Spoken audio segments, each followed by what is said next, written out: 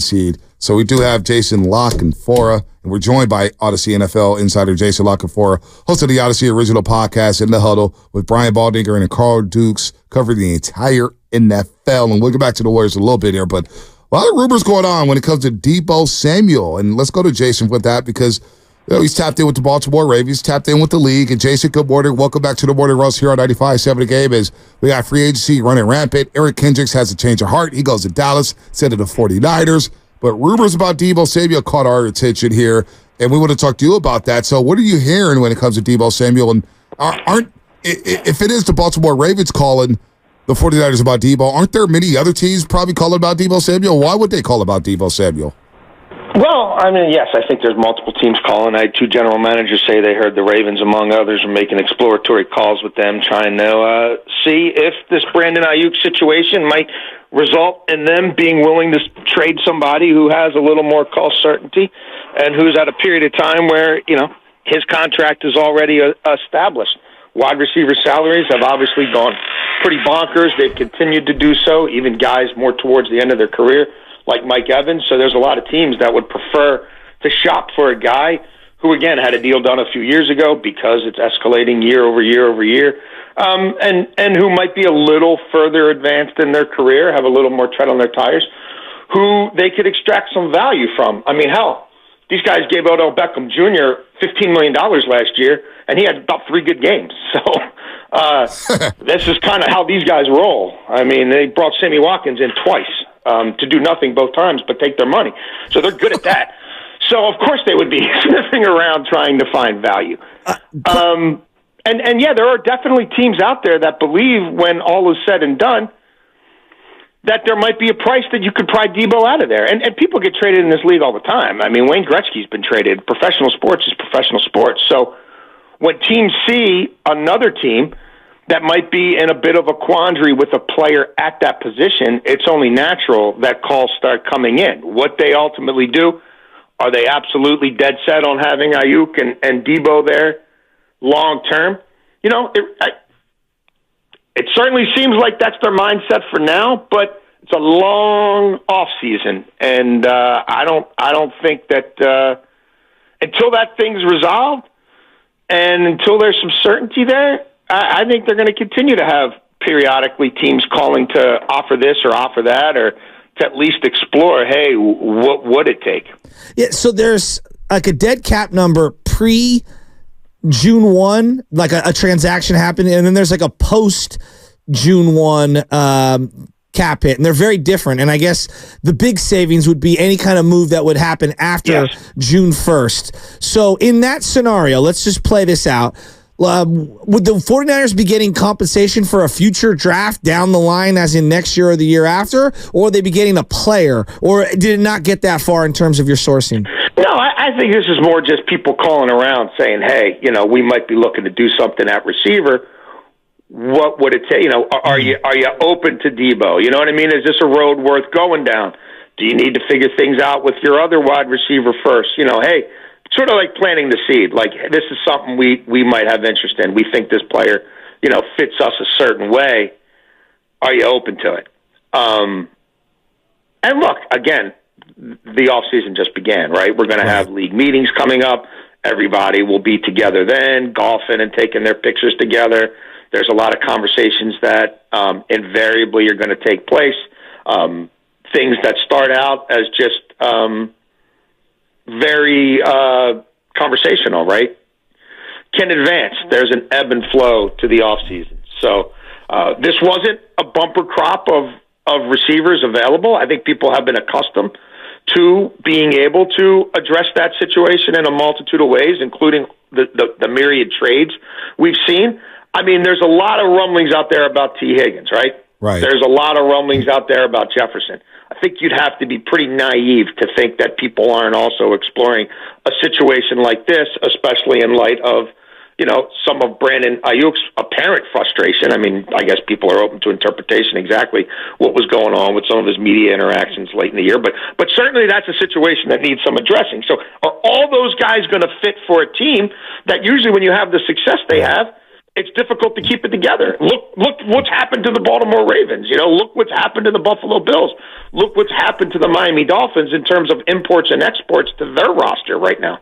Well, Deebo Samuel's going to make, I believe, $28 million in base salary this season, and we're talking to Jason LaCanfora, our NFL Audacy Insider. Would Deebo Samuel be willing to restructure his contract to free up some money? We've seen Fred Warner do it this season. We've seen George Kittle do it last season. Eric Armstead did it before. Would Deebo be a candidate to do something like that in the future? Because he's making $28 million this season and $24 million next season, Jason. Well, I mean, those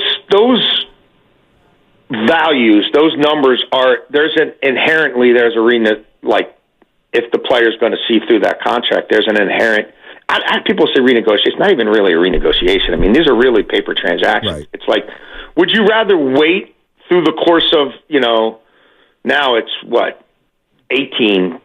17 games, 18 weeks to get all that money, or would you rather us give you, 50% of it or more up front and pay you over a matter of weeks or however you want to structure those payments, right? But you're going to get it up front and have it in your pocket now rather like, you know what I mean? Like I saw people in Buffalo, Josh Allen, what a guy. And look, I think Josh Allen is a great guy. But them putting a whole bunch of money in his pocket now and him getting the exact same amount of money, but actually making out, right? Because the present value in money, what he could do investing that money now versus having to wait to get it over time. Like, why would you not? You know what I mean? Like, why would you not say, yeah, cut that figure in half, give me half over time, and put half in my pocket right now, or whatever. Again, whatever that number ends up being. So I think when you see situations like that, and it's a player of this stature, that means there's going to be recalibrations to the contract. Now, when you see figures like that, and the player has, is a journeyman, then that's just a fake year. You know what I mean? Like, that guy's never getting that. He's never getting that money here. He's never getting that money anywhere. Like, that contract is basically set to expire. As a practical matter, it doesn't matter what's on the paper. It's almost like that becomes theory rather than practice. So, I don't think that's a big deal. So, Jason, you're hearing teams are asking about Deebo, which makes a lot of sense. Are the Niners, from anyone that you've gathered intel from, are they asking about any other receivers out there, say a Justin Jefferson or a T. Higgins or a Stephon Diggs? Like, is there interest for them on some other player out there at the wide receiver position? I haven't heard that. You know what I mean? I can't speak to it one way or the other. Like, I haven't heard it, but there's definitely a lot of chatter going on right now about receivers because, again, like, Mike Evans never hit the market, right? Mm-hmm. And you just look at what people thought they might be able to do at that position versus who actually was available. And you look at some of these contracts and, Darnell Mooney, and, like, I think he's a decent, like, I actually kind of like him, but, like, you look at the value attached to these guys and some of these teams that are just like the Calvin Ridley deal. Like, I just don't, you know what I mean? Yeah. So it's like, a lot of money. And this guy gets caught making a parlay and he's, you know what I mean? And he's gone from the league. I thought it was an insane deal. Yeah. No, an insane deal. That climate is invariably going to create more conversation about guys who you think, even if it's a long shot to pry him loose, why not? You know what I mean? Why not plant that seed? Because at some point over the offseason, anything could happen. So, and again, this is not just endemic to Deebo Samuel because there's a lot of reporting going on, as you mentioned, about a lot of receivers who are either on a tag or currently under contract to somebody else. Jason, I wonder about this. We're talking about Deebo and Ayuk, and obviously you're going to have some money for Brock Purdy. If you had to extend Brock Purdy right now, would you be comfortable with signing Brock Purdy for I guess market value is $35-40 million a year? Would you be comfortable doing that with Brock Purdy, knowing that, look, he played like an MVP last year, had a spectacular season. I think there are limitations at times to his game. Does he have 3 years under his belt, though? Does he have? Next year will be his 3rd year. So then after next year, I think he's eligible for a new deal. Yeah, you can't do it until after the 3rd year. Right. I mean, I certainly would imagine that would become priority number 1 for them. I think they're baking into the fact that, hey, we have to sign players now, but we have to make sure that we got something in the bank for Brock Purdy when he's due up for a contract. And all signs, from what I'm hearing from the 49ers, it feels like they found their guy as a franchise quarterback. Well, yeah. I mean, like look, if Brock Purdy didn't become Brock Purdy, I think he could have 2 blown out Achilles. I think Kirk Cousins would have been in the Bay. Right? Like, if this Purdy thing doesn't happen, Shanahan would have been able to get his guy. He would have been able to get him at a discount versus some of these Cousins deals of the past. I'm not trying to pretend like Atlanta got him for a lark and a steal. But again, because he's been hurt, because he's still rehabbing, I think this would have been a bit of a dream scenario for them if they thought they needed a quarterback for the next 2 to 4 years, however long you think Cousins could keep playing. But that didn't happen, in large part because they like Purdy a lot, and now Cousins has a deal that's going to lock him to Atlanta for a couple of years. So they're going to keep winning a whole lot of regular season games, right? The NFC doesn't really look any better to me than it did 6 weeks ago. So, yeah, that means they're picking low, like they just blew out a draft to get a quarterback who didn't do a damn thing for him. So I don't think they're inclined to go that route again anytime soon. So, yeah, this is lined up for Brock Purdy to get a massive deal a year from now, 11 months from now. And what does Tua get in the interim? Dak clearly is letting the Cowboys know that, I mean, people say they need to restructure things. If you're not going to pay anybody, you know what I mean? If you're not going to, you don't need to restructure the quarterback if you don't intend to sign anybody else. And it doesn't appear to me that Jerry Jones is into spending his money and hasn't been for a long time. But still, Dak might be able to extract more out of them. So the price is always going to go up. Do the Dolphins give Tua $50 a year or something close to it? Those are the kind of things you're constantly weighing. So, yeah, I think Brock Purdy's going to be a very wealthy young man in a matter of months. Jason, I don't know how tapped in you are on this, but I would want to run it by you. From Dad Graziano, per a league source, the NFL is looking into a potential tampering by the Eagles and Falcons related to the free agent signings of Saquon Barkley and Kirk Cousins. Do you know of this? Do you have any insight? What do you think might? I know the Niners years ago got in trouble with Lance Briggs. I mean, we're going way back for tampering with him. I think some of it has to do with things these guys have said on social media or sort of said or inferred at their press conferences about when they were having communication with people from other teams or who might be acting as, agents for other teams and at which time. There are still collectively bargained rules of negotiation. Now, they've certainly changed over time, and we now have the unofficial start to the league year or the, whatever they call it, the people call it the non-tampering window.